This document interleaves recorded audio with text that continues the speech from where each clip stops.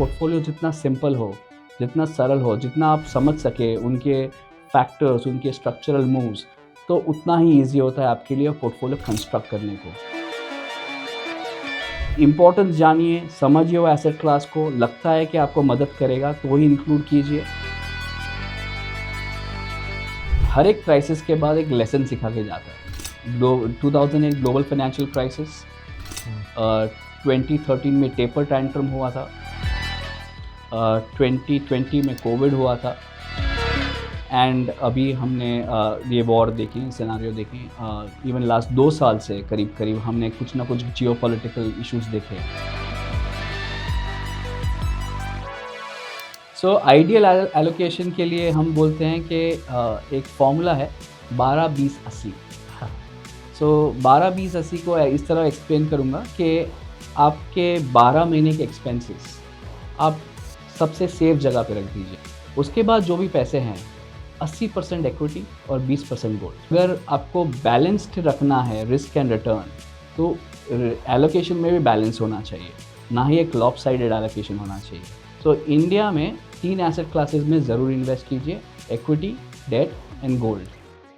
Hello नमस्कार, मेरा नाम है प्रशांत पांडे और आप मनी गुरुकुल पर एक खास इन्वेस्टर एजुकेशन सीरीज के तहत बहुत सारे खास पॉडकास्ट देख रहे हैं।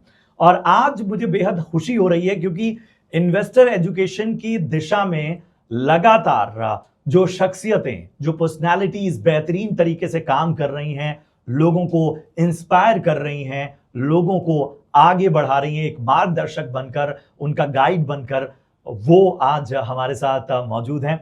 मैं बिना किसी देरी के परिचय कराता हूं। हमारे साथ क्वांटम म्यूचुअल फंड के सीईओ चिराग मेहता सर जुड़ चुके हैं। चिराग जी, थैंक यू सो मच, बहुत अच्छा लग रहा है आपसे बातचीत करते हुए। नहीं, शुक्रिया। I think it's always a good conversation आपके साथ, so happy to be here. चलिए सर, तो और इस पॉडकास्ट में मैं, ठीक है, इन्वेस्टर एजुकेशन और बाकी चीजें जो सवाल हैं होंगे। इसके अलावा मैंने आपको इतने वक्त से जिस तरीके से देखा है, अलग अलग मंच पे सुना है, तो हो सकता है कि मेरे अपने भी कुछ सवाल आपके सामने रखूं। सबसे पहला सवाल जो आज की हमारी थीम है, जो हम आपके साथ आज चर्चा में कर रहे हैं, एसेट एलोकेशन। बातें बहुत होती हैं और बहुत तरीके से लोग कहीं ना कहीं जानते समझते भी हैं, लेकिन एसेट एलोकेशन की इंपॉर्टेंस को समझ नहीं पाते हैं। तो हमें बताइए, एसेट एलोकेशन पे इतना जोर क्यों? एसेट एलोकेशन इसलिए इम्पॉर्टेंट है क्योंकि एसेट एलोकेशन लंबे अवधि में डिटरमाइन करेगा कि आपके पोर्टफोलियो जो होना चाहिए और आपका जो पोर्टफोलियो है उसमें डिफरेंस क्यों है, वो एसेट एलोकेशन बताता है।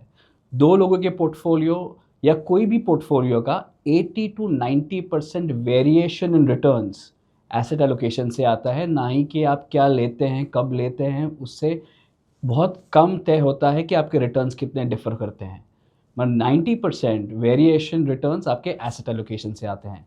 इसलिए एसेट एलोकेशन बहुत इंपॉर्टेंट है। और वो इसलिए भी इम्पॉर्टेंट है कि हर एक कोई भी व्यक्ति इन्वेस्ट करता है क्योंकि उन्हें एक फाइनेंशियल गोल अचीव करना है। वो फाइनेंशियल गोल अचीव होगा कि नहीं, वो भी डिसाइड करता है एसेट एलोकेशन। सो इसलिए एसेट एलोकेशन बहुत इम्पॉर्टेंट रोल प्ले करता है। लोग इसे अप्रिशिएट नहीं कर पाते हैं, समझते हैं मगर अप्रिशिएट नहीं कर पाते हैं कि उसका महत्व क्या है, क्योंकि वो बहुत लॉन्ग टर्म अप्रोच होता है, बहुत बोरिंग होता है। कभी कभी आपको रिएक्ट करना पड़ता है, आज की उतार चढ़ाव में आप रिएक्ट नहीं कर पाते एसेट एलोकेशन की वजह से। ऐसा लगता है कि आप हैंडकफ्ड हो to some extent because of asset allocation, मगर वही सही तरीका है। जो बोरिंग होता है वही लंबे समय में सक्सेस देता है। चलिए, आपने बड़ी इंपॉर्टेंट बात की और उससे मुझे याद आता है कि हमारे जो बड़े बुजुर्ग थे वो हमेशा कहते थे कि थोड़ा धीरज रखा करो, थोड़ा धैर्य रखा करो, चीज़ों को समझा करो, फिर आगे बढ़ा करो।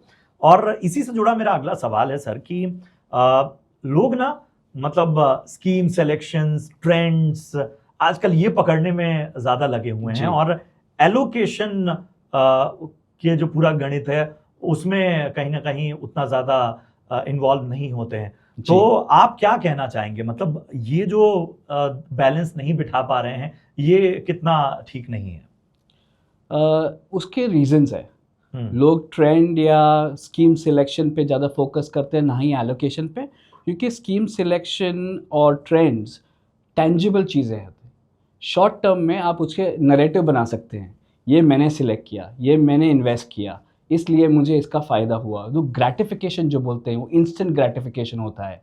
एसेट एलोकेशन में लॉन्ग टर्म में सक्सेस होता है कि नहीं वो डिसाइड होता है। और लॉन्ग टर्म में किसी को इतना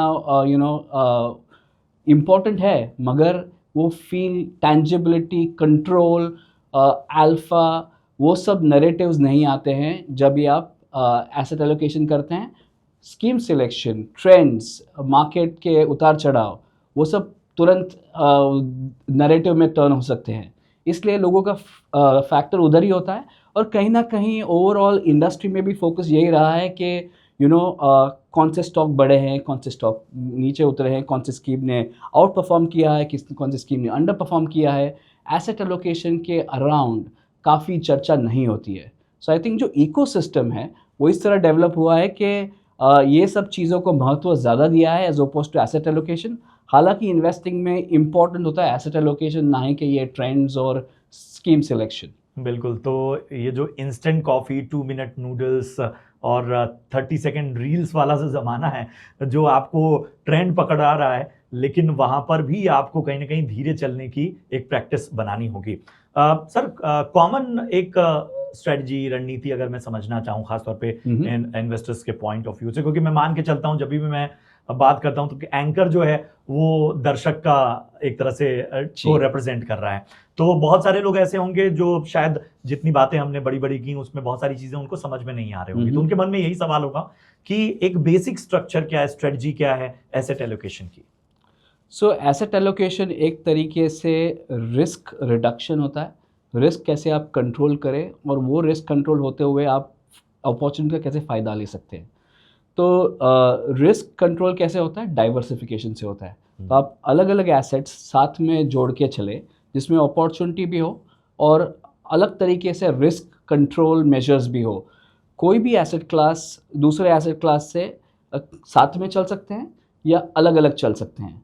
तो अगर आपके पोर्टफोलियो में ऐसे एसेट क्लास है जो अलग अलग चल रहे हैं, उनकी जो फैक्टर्स होते हैं, उनका जो स्ट्रक्चर होता है वो अलग अलग फैक्टर्स पे अलग अलग तरीके से रिएक्ट करता है ताकि उनकी मूवमेंट अलग हो। और इकोनॉमिक ग्रोथ अच्छा कर रही है तो एक्विटीज़ अच्छा करेंगे। अगर इकोनॉमिक ग्रोथ वीक है तो आपका डेट स्टेबिलिटी देगा, आपका गोल्ड स्टेबिलिटी देगा या गोल्ड ऊपर जाएगा। और हमने देखा है कि ओवर टाइम कोई भी क्राइसिस आए, like example 2008 global financial crisis आ गया, कोविड क्राइसिस आ गया, जब भी एक्विटीज़ ने अच्छा परफॉर्म नहीं किया है तभी गोल्ड ने अच्छा परफॉर्म किया है। तो ऐसे क्या दो एसेट क्लास में सही प्रोपोर्शन में हम इन्वेस्ट करें ताकि उनका जब भी अप मूव हुआ तभी उसका फ़ायदा मिले, जब भी रिस्क बढ़ जाए तो रिस्क मिनिमाइज़ हो जाए, उसी को एसेट एलोकेशन कहते हैं। सो कहीं ना कहीं रिस्क रिड्यूस करके अपॉर्चुनिटी का फ़ायदा लेके डाइवर्सिफिकेशन रख के आप एक पोर्टफोलियो बना सकते हैं। जैसे कि हम खाना खाना जाते हैं तो एक थाली होती है, थाली में अलग अलग चीज़ें होती हैं और अलग अलग चीज़ों का एक रोल होता है। कुछ आपको फैट्स देते हैं, कुछ कार्बोहाइड्रेट्स देते हैं एनर्जी के लिए, कुछ प्रोटीन देते हैं मसल बिल्डिंग के लिए, और कुछ टेस्ट के लिए होता है, राइट। सो ओवरऑल एक एसेट एलोकेशन भी एक थाली अप्रोच है, राइट। आप कैसे अलग अलग इंग्रेडिएंट्स ला सके, एक पोर्टफोलियो बना सके, एक अलग अलग एसेट क्लास में इन्वेस्ट कर सके ताकि आपको टेस्ट तो मिले but at the same time जो उसके बेनिफिट्स होने चाहिए इन terms of energy, protein, muscle building etcetera, वो सब भी मिल जाए। तो आई थिंक एक सिंपल भाषा में अलग एसेट क्लासेस को सही मात्रा में सही तरीके से जोड़ ले, उसे एसेट एलोकेशन कहा जाता है। अब चूंकि इस पूरी बातचीत में आपने एक वर्ड का जिक्र किया, गोल्ड, तो मतलब हम सभी जानते हैं कि हमेशा से सेफ हेवन के तौर पे देखा गया, लेकिन ये जो मौजूदा दौर रहा जो कॉन्फ्लिक्ट का था, जिस तरह से हमने देखा कि दुनिया में ईज आउट कम हुए, पहले क्या होता था कि चीजें सुधारने की ओर ज्यादा कदम होते थे, लेकिन ये पहली बार ऐसा रहा कि इतनी कॉन्फ्लिक्ट के बावजूद एक दौर ऐसा भी आया कि गोल्ड जो है वो सेफ हेवन ना बन के वो डेप्रिशिएट हुआ। तो इसको एज अ ऑब्जर्वर आप कैसे देख रहे हैं? जी, कहीं ना कहीं हम बहुत शॉर्ट टर्म थिंकिंग देखते हैं। एक महीने के डेटा में हमने 5000 साल की हिस्ट्री को धो लिया। जो 5000 साल से गोल्ड का रोल था तो हमने 1 महीने में कुछ हमारे हिसाब से नहीं चला, हमने कहा कि गोल्ड अब सेफ हेवन नहीं है, गोल्ड अब अपनी रोल नहीं निभाता, उसकी रिस्पॉन्सिबिलिटी नहीं निभाता, जो पोर्टफोलियो में उसका काम है वो नहीं कर रहा है। Oh. So I think gold at the end of the day एक फाइनेंशियल एसेट भी है, राइट? उसके फाइनेंशियल लिंकेजेस भी है। जब भी ये ऐसी क्राइसिस आती है, तभी लोगों को लिक्विडेशन की रिक्वायरमेंट होती है, लिक्विडिटी की रिक्वायरमेंट होती है, ताकि उनकी दूसरे एसेट क्लासेस में जो लॉसेस हुए हैं वो उसकी भरपाई हो जाए। उनके मार्जिन कॉल्स जो आ रहे हैं उनके लिए कैसे वो पैसे निकाल सके। आज जो लिक्विड है, जो आसानी से बिक सकता है, जिसके इम्पैक्ट कॉस्ट कम है, वो गोल्ड है। सो आई थिंक उस वजह से गोल्ड की बिकवाली होती है। ये पूरे क्राइसिस में लीस्ट अफेक्टेड था यूएस। हालांकि यूएस ने ही काफ़ी इन्वॉल्व था ये क्राइसिस के अंदर, मगर यूएस वाज लीस्ट अफेक्टेड क्योंकि उनके पास एनर्जी की अवेलेबिलिटी है, और जो एनर्जी जो सब चीज़ के लिए चाहिए, ग्रोथ के लिए चाहिए एक्सेट्रा, उनके पास है। सो ओवरऑल फ्लोज वहाँ पे जाएंगे ऐसे टाइम पे, क्योंकि वो that was a least affected country. उस वजह से डॉलर में थोड़ी स्ट्रेंथ देखी, और गोल्ड और डॉलर ऑपोजिट ट्रेड करते हैं। तो डॉलर में तेज़ी आई तो गोल्ड में थोड़ी सी, जो ट्रेडिंग पेयर ट्रेडिंग बोलते हैं, उसमें से गोल्ड में थोड़ी बिकवाली आई। सो आई थिंक ये सब शॉर्ट टर्म मेजर इश्यूज़ है, जहाँ पे गोल्ड में थोड़ी सी हमने दबाव आते हुए देखा है। मगर आई थिंक ओवर टाइम जो स्ट्रक्चरल फैक्टर्स है गोल्ड के लिए अभी भी मौजूद है। So I will see this as an opportunity and not write off its history. हमें लगता है कि गोल्ड का एलोकेशन और महत्व अभी भी है पोर्टफोलियोज़ में, और आगे जाके आई थिंक उनसे पोर्टफोलियोज़ में लाभ होगा। सो आई थिंक बने रहिए अपने एलोकेशन के साथ, या आपके एलोकेशन नहीं है तो ये एक अच्छा अपॉर्चुनिटी है आपके एलोकेशन बढ़ाने के लिए। चलिए, तो ये बहुत ही कह सकते हैं ना गुरु मंत्र, मतलब हमेशा नैरेटिव में नहीं फंसना है। Absolutely. बाजार हर बार एक अलग नैरेटिव के साथ आपके सामने आएगा, और वही ट्रैप होता है, उसी से दुनिया चलती है, उसी से बहुत सारी चीजें होती हैं। जी। फिर से हम अपने एसेट एलोकेशन वाले पहलू पर आते हैं, और चूंकि गोल्ड और सिल्वर की ही बात हो रही है, इक्विटी या डेट इन एसेट क्लास के अलावा अगर हम गोल्ड, सिल्वर, रेट्स या इंटरनेशनल फंड्स की बात कर लें, इन सारी चीज़ों को देखें, तो इनका इंपॉर्टेंस वक्त के साथ कितना बढ़ा है, या अभी के दौर में जब हम ट्रेंड्स की बात भी कर रहे हैं कि हम ट्रेंड्स को भी तो नहीं छोड़ सकते। जी। सो आई थिंक जैसे मैंने कहा कि हर एक चीज़ का एक एलोकेशन का एक महत्व होता है पोर्टफोलियो में, और हर एक चीज़ वो उस पर्पज़ से होना चाहिए पोर्टफोलियो में। So I think negative correlated asset class आप अगर इन्वॉल्व करें आपके पोर्टफोलियो में, तो आपकी जो इक्विटी है, जब भी वो स्ट्रक्चरल बुल रन में होगी तभी तो आपको रिटर्न्स देखी जाएगी। जब भी वो वीकनेस में है, क्या आपके पास इतने एसेट क्लास है जो उनका रिस्क ऑफसेट कर सके टू एन एक्सटेंट, ताकि आपका पोर्टफोलियो जो क्राइसिस में 30-40% गिरता है, क्या वो मिनिमाइज होकर 10-15% का फॉल हो सकता है, जो आप अप्रिशिएट कर सके इन टर्म्स ऑफ, और या टॉलरेट कर सके आपके पोर्टफोलियो में।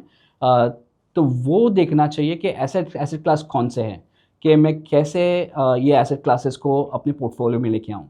एक एग्जाम्पल के तौर पे गोल्ड और सिल्वर की बात आती है कि एसेट एलोकेशन में गोल्ड और सिल्वर होना चाहिए पोर्टफोलियो में, मगर अगर देखें तो सिल्वर कभी अच्छा करेगा जब भी इंडस्ट्रियल एक्टिविटी बढ़ेगी, क्योंकि 65% of the silver is industrial use. Industrial activity कभी अच्छा करेगी जब इकोनॉमी अच्छा करेगी।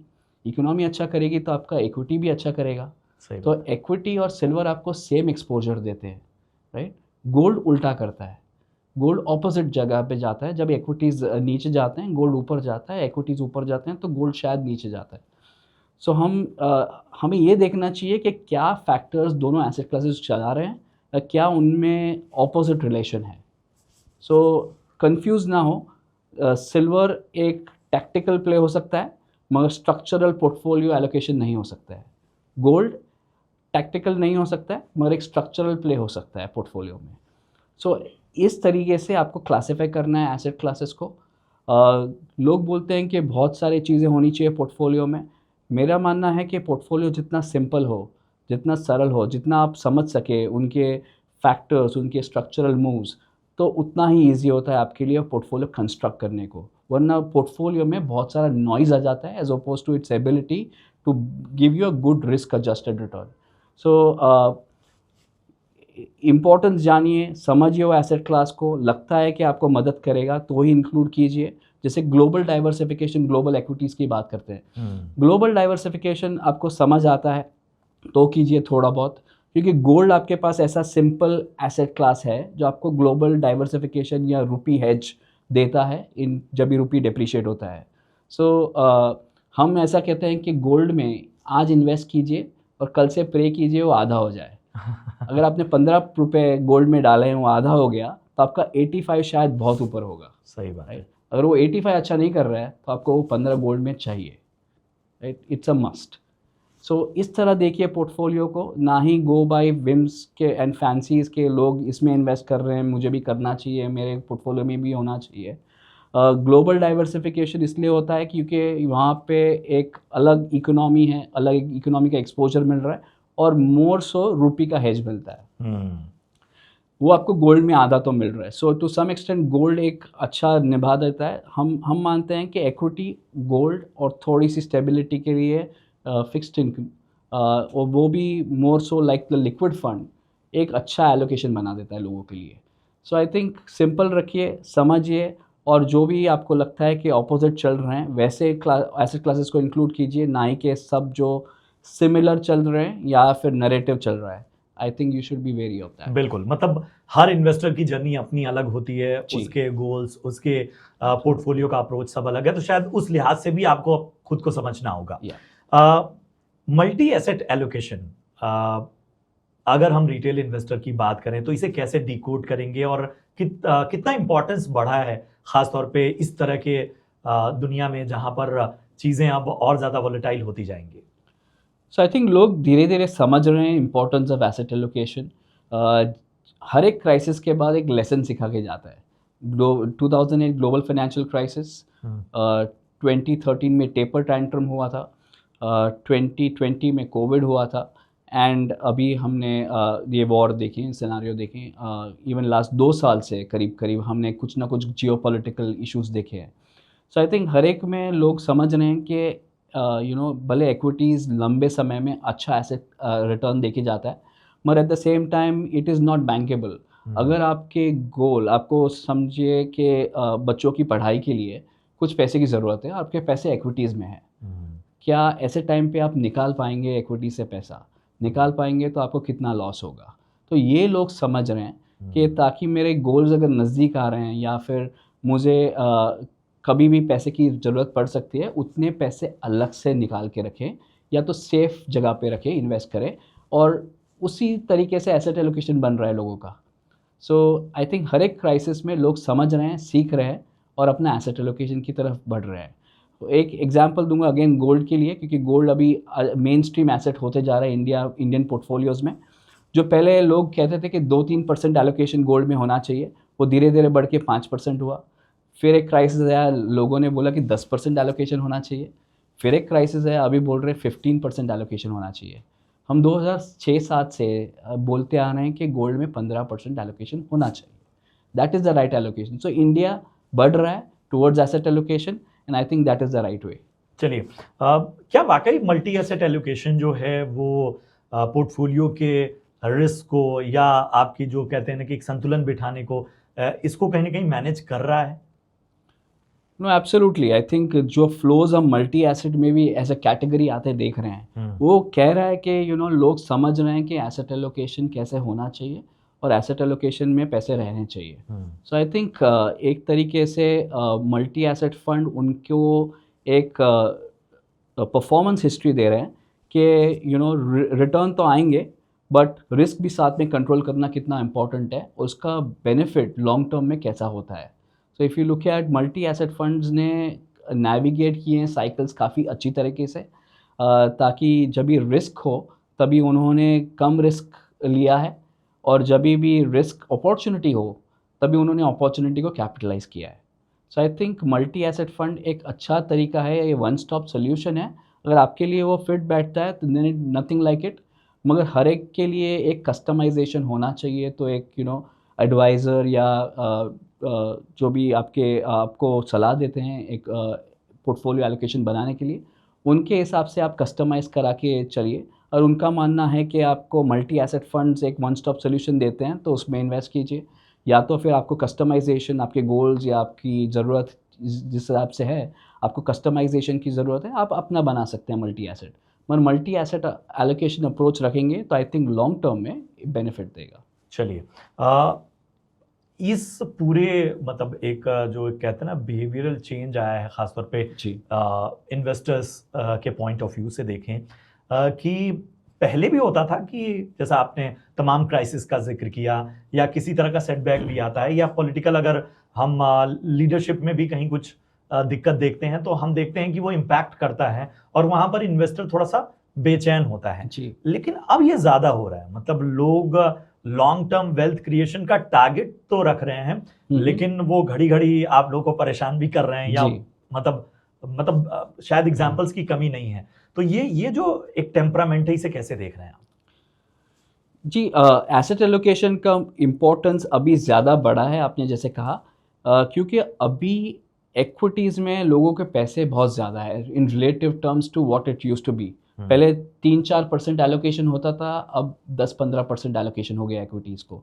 सो जैसे ये शिफ्ट हुआ है टुवर्ड्स रिस्क एसेट, वहाँ पे एसेट एलोकेशन की ज़रूरत ज़्यादा पड़ती है, क्योंकि अगर गिरता है इक्विटी मार्केट्स, करेक्शन आता है, कंसोलिडेशन आता है, तो आपके रिटर्न्स पे इम्पैक्ट काफ़ी आ सकता है, क्योंकि you are more invested into equities as oppose to before. So यहाँ पे इसलिए हम देख रहे हैं कि you know in terms of asset allocation approach की तरफ लोग जा रहे हैं, but at the same time asset return chasing behaviour भी हम देख रहे हैं। सो वो कहीं ना कहीं over time I think rectify होगा कि return asset class return chase ना करें, फोमो में ना जाएं, और एक लॉन्ग टर्म एलोकेशन बना के रखें, उसके फ़ायदे ज़्यादा है। I think over time people will understand that और उस तरफ बढ़ेंगे लोग। आई थिंक धीरे धीरे हमने बदलाव आते देखा है।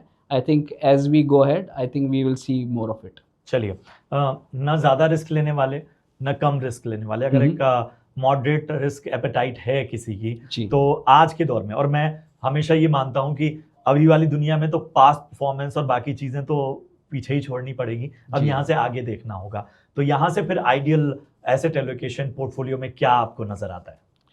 सो आइडियल एलोकेशन के लिए हम बोलते हैं कि एक फॉर्मूला है 12-20-80। सो 12-20-80 को इस तरह एक्सप्लेन करूँगा कि आपके 12 महीने के एक्सपेंसेस आप सबसे सेफ जगह पे रख दीजिए। वो 12 आप कंजर्वेटिव हो तो 24-36 महीना भी हो सकता है, आप कस्टमाइज़ कर सकते हैं अपने हिसाब से। उसके बाद जो भी पैसे हैं 80% इक्विटी और 20% गोल्ड। ये एक सिंपल वे है, हमने देखा ये ट्राइड एंड टेस्टेड फार्मूला है जो चलता है बुल मार्केट में, बेयर मार्केट में, क्राइसिस में, हर समय ओवर द लॉन्ग टर्म इसने अच्छा रिटर्न दिया है। आप पार्टिसिपेशन भी अच्छा करते हैं, रिस्क कंट्रोल भी अच्छा करते हैं, एक सिंपल एसेट एलोकेशन बनता है। और हमारा मानना है कि एसेट एलोकेशन बैलेंस्ड होना चाहिए, ना ही अनबैलेंस्ड होना चाहिए। तो अगर आप मल्टी एसेट की तरफ जा रहे हैं, एक एसेट एलोकेशन एक चीज़ है, मल्टी एसेट फंड्स में भी अगर आप खोज रहे हैं अपनी राइट एसेट एलोकेशन, तो उसमें बहुत सारे अलग अलग टाइप के फंड्स हैं। तो आपको किस फंड में इन्वेस्ट करना है, किस में नहीं करना है, जैसे आपने कहा कि बैलेंस मॉडरेट रिस्क वाला होता है, वो क्या होता है? क्योंकि अब हमारे यहाँ पे फंड्स है जो 25% इक्विटी में डालते हैं, 50% इक्विटी में डालते हैं, 65 से ज़्यादा डालते हैं, 80 से ज़्यादा डालते हैं। सो अगर आपको बैलेंस्ड रखना है रिस्क एंड रिटर्न, तो एलोकेशन में भी बैलेंस होना चाहिए, ना ही एक लॉपसाइडेड एलोकेशन होना चाहिए। तो उस वजह से एक फ़ंड जो अपॉर्चुनिटी पे एलोकेशन बढ़ाता है, but at the same time एक संतुलन बना के रखता है इन टर्म्स ऑफ एलोकेशन, वो एक सही एलोकेशन है। और हमारा मानना है कि 3 legged stool is balance is better than 2 leg stool. 2 leg stool होगा तो वॉबल होगा, आपका 3 लेग स्टूल होगा तो काफ़ी स्टेबल होगा। सो इंडिया में 3 एसेट क्लासेस में ज़रूर इन्वेस्ट कीजिए, इक्विटी, डेट एंड गोल्ड। ये अगर सिर्फ इक्विटी और डेट में करते हैं तो वो काफ़ी समय पे साथ साथ चलते हैं। लाइक 2022 इक्विटीज़ में भी गिरावट थी, बॉन्ड्स में भी नेगेटिव रिटर्न्स थे, राइट? आपको ऐसा चाहिए कि कोई एसेट क्लास अलग से चले in terms of equity and debt, इसलिए इक्विटी, डेट एंड गोल्ड तीनों में इन्वेस्ट करके चलना बहुत इंपॉर्टेंट है, ना ही equity and gold. Western countries में अलग चीज़ है, लोग इक्विटी और डेट में ही करते हैं, अभी गोल्ड में भी करना चालू किया है। बट फॉर इंडियन इन्वेस्टर, जहाँ पे हमारा करेंसी डेप्रीशिएट होता है by 3-4% annually over long term, वहाँ पे गोल्ड जैसा एलोकेशन बहुत इंपॉर्टेंट होता है. So 3 legs stool, equity, debt and gold. क्या बात है, इक्विटी, डेट और गोल्ड, याद रखिए ये 3 सूत्र, और मेरे ख्याल से आसान भी है लोगों के लिए समझना। एक आखिरी सवाल, जैसे मैंने कहा ना कि मैं कुछ आपसे पर्सनल सवाल भी करूंगा। आप अपनी मतलब पूरी अपने सफर में भारत के इस पूरे इन्वेस्टर मार्केट को, भारत के इन्वेस्टमेंट अप्रोच को एज अ ऑब्जर्वर कैसे देखते हैं? कितना बड़ा अपग्रेड आप देख रहे हैं, कितना बड़ा शिफ्ट देख रहे हैं? सो काफ़ी बड़ा शिफ्ट आया है. जहाँ पे हम रिस्क कवर्स हुआ करते थे, एफडी इन्वेस्टर हुआ करते थे, अभी काफ़ी मात्रा में एक्विटीज़ में पैसे जा रहे हैं. एक्विटीज़ में पैसे जा रहे हैं through mutual funds, through direct investing, through insurance, through PF. काफ़ी तरीके से हमारे पैसे एक्विटीज़ में जा रहे हैं, विच इज़ नेसेसरी. क्योंकि अगर इन्फ्लेशन को बीट करना है तो आपको इन्फ्लेशन बीटिंग एसेट क्लास चाहिए. So India is moving in the right direction in terms of achieving that goal. मुझे लगता है कि यहाँ पे थोड़ी सी रिटर्न चेजिंग अगर कम हो और लॉन्ग टर्म ओरिएंटेशन और बढ़े, I think we will go a long way. India में for internal growth we have enough capital available internally. खाली वो चैनलाइज हो राइट डायरेक्शन में तो दोनों का फ़ायदा होगा, इकोनॉमी का भी और इन्वेस्टर्स का भी. एंड ग्लोबल एफआईआईज की बात करते हैं हम, India FIIs are under allocated to India. So अगर इकोनॉमी हमारी ग्रो होती रहेगी, यहाँ पे इन्वेस्टर resilience दिखाएंगे towards their investments into equities, I think FIIs will come back. And I think we are moving in the right direction. सिर्फ एक long term orientation और थोड़ी सी रिटर्न चेजिंग कम हो जाए इंडिया में, I think we will go long way. लेकिन है भी, मतलब डोमेस्टिक इन्वेस्टर की ताकत हमने देखी भी है. मतलब Absolutely. अगर इस तरह का एग्जिट एफआईआईज की तरफ से अगर मतलब मैं ज्यादा नहीं 10-15 साल पहले जब बात होती Absolutely. थी तो ऐसा लगता था कि मार्केट ही खत्म हो गया, अब तो लोग भागेंगे. लेकिन आप देखिए कि वही डोमेस्टिक इन्वेस्टर्स ने इस बाजार को थामे रखा. Very true. लाइक 2008 में ग्लोबल इन्वेस्टर्स ने $20 बिलियन इंडियन मार्केट से निकाले. Our front line indices were down by 52%. Right. 2020 they withdrew more than 20 billion, 24 या 25 बिलियन डॉलर्स उन्होंने आउटफ्लो हुआ, और our market was down only by 5%. That shows the strength of domestic investment, and I think in investors अगर इसी तरह asset allocation या right way में channelize करेंगे investments को, our market will go a long way. चलिए, और एक आखिरी सवाल और हमें बताइए कि मतलब मेरे ख्याल से बहुत सारा काम हो ही रहा है आप सभी के फ्रंट्स पे. टायर 2 टायर 3 सिटीज में पुश के लिए क्या कुछ किया जा रहा है? क्योंकि मैं एक छोटा सा एग्जांपल देता हूँ कि मेरे रिलेटिव्स हैं या मेरे फादर या मेरे अंकल, जो लोगों ने बहुत टाइम तक बहुत ही ट्रेडिशनल इन्वेस्टमेंट किया, अब जाके वो म्यूचुअल फंड के बारे में सुनते हैं तो कहते हैं कि अब मैं रिटायर हो गया हूं, मैं कैसे कर सकता हूं. तो आपको लगता है कि थोड़ा पुश देने की आवश्यकता है? बहुत ज्यादा पुश देने की आवश्यकता है, मगर इन द राइट वे. जैसे हम मल्टी एसेट की बात कर रहे हैं, उन्हें पहले मल्टी एसेट में लेके आइए, ना ही एक्विटी फंड्स में. राइट. अगर कोई बच्चा छोटा होता है तो वो क्रॉल करता है, फिर चलना सीखता है. राइट. तो क्रॉलिंग स्पेस उन्हें मल्टी एसेट फंड्स देते हैं. आप उन्हें अगर एफडी में है, रिस्क एपेटाइट कुछ भी नहीं है, रिस्क अवर्जन अवर्स इन्वेस्टर्स हैं, उनको सीधा आप एक्विटी में ला रहे हैं तो पूरा एक्सट्रीम रिस्क हो रहा है. राइट. उनके समझ के बाहर है. अगर मल्टी एसेट में लाएं तो उनका रिस्क रिवॉर्ड बैलेंस में रहेगा, उन्हें एक्सट्रीम रिस्क नहीं देखना पड़ेगा, ड्रॉडाउन्स नहीं देखने पड़ेंगे. और अगर धीरे धीरे जैसे वो समझेंगे ये एसेट क्लासेस, एक्विटी का रिस्क समझेंगे थ्रू मल्टी एसेट, फिर वो एक्विटीज़ में ग्रेजुएट करें, that will be a right pathway, as oppose to saying ये इन्वेस्टर हैं, इन्होंने कभी एक्विटी देखा नहीं है, इनको एक्विटी फंड देते हैं. राइट. या एक्विटी इन्वेस्टमेंट्स कराते हैं. उन्हें पहले राइट वे में अगर हम पहुंचा सके कि एक मल्टी एसेट फंड जो एसेट लिंक्ड और मार्केट लिंक्ड प्रोडक्ट है, उनमें पहले आए और फिर एक्विटीज़ की तरह ग्रेजुएट करें, वो रेजिलियंट इन्वेस्टर बने, लंबे समय तक इन्वेस्टर बने, और that is the right way to go head. चलिए, तो इस चर्चा में हमने शायद हर वर्ग के लोगों को टारगेट किया है. कोशिश हमारी यही है कि हम आपको इसी तरह से बेहतर तरीके से एजुकेट करें. और एक बार फिर मैं बता दूं कि ये हमारा जो पूरा पॉडकास्ट है, ये इन्वेस्टर एजुकेशन सीरीज के तहत है. ये पूरी की पूरी तरह से एजुकेशनल पर्पस से डिजाइन किए गए हैं. सवाल भी वैसे ही रखे गए हैं और उसी तरह का मार्गदर्शन आपको मिला है. Thank you so much Chirag sir. हमेशा की तरह एक बार फिर से आपके साथ बातचीत करते हुए बहुत अच्छा लगा, और आपको आगे के लिए ढेर सारी शुभकामनाएं हमारी तरफ से. Thank you so much. It was great being here. Lovely speaking to you. Thank you. Thank you.